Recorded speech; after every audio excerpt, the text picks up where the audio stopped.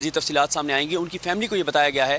کہ ارشد شریف صاحب جو ہے وہ فرنٹ سیٹ پر موجود تھے، ڈرائیونگ کوئی اور کر رہا تھا اور سنائپر نے جو ہے وہ ایک ہی فائر کیا جو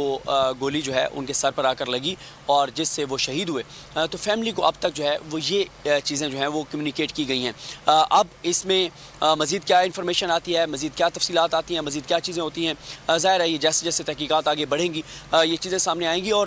ہم بار بار بول کی طرف سے یہ مطالبہ کر رہے ہیں کہ حکومت پاکستان کو اس پہ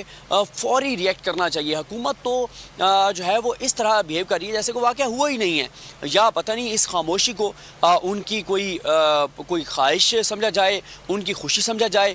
کہ ان کو یہ لگتا ہے کہ ایک آواز جو ان کی کرپشن لوٹ مار کو بے نقاب کرتی تھی، ان کے کرپشن کیسز کے اوپر ایکسپرٹ تھے، اتھارٹی تھے ارشد شریف صاحب ان کے کیسز کے اوپر، پاناما سے لے کے ٹی ٹی اسکینڈل سے لے کے اور جو انہوں نے کھلواڑ کیے اس کے اوپر ارشد شریف سے بہتر کسی نے بات نہیں کی، ان سے زیادہ ساتھ کسی نے ان کو ایکسپوز نہیں کیا۔ تو پتہ نہیں شاید یہ اس بات پر خوش ہیں کہ چلیں یہ واقعہ ہو گیا ہے، تو یہ بہت ایک افسوسناک، شرمناک اور انتہائی گھٹیا بات ہے کہ ہماری حکومت، ہمارے حکام اس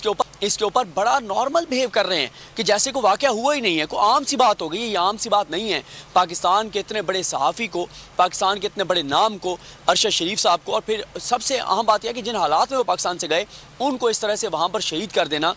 کینیا کے اندر، یہ کوئی چھوٹی بات نہیں ہے۔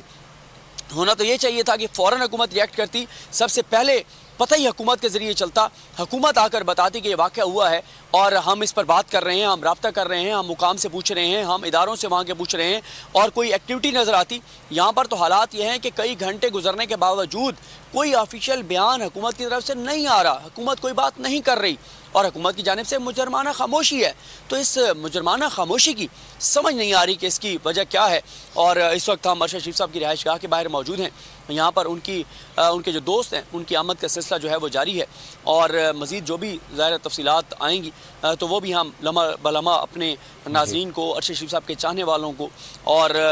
ان کو دیکھنے والوں کو، اور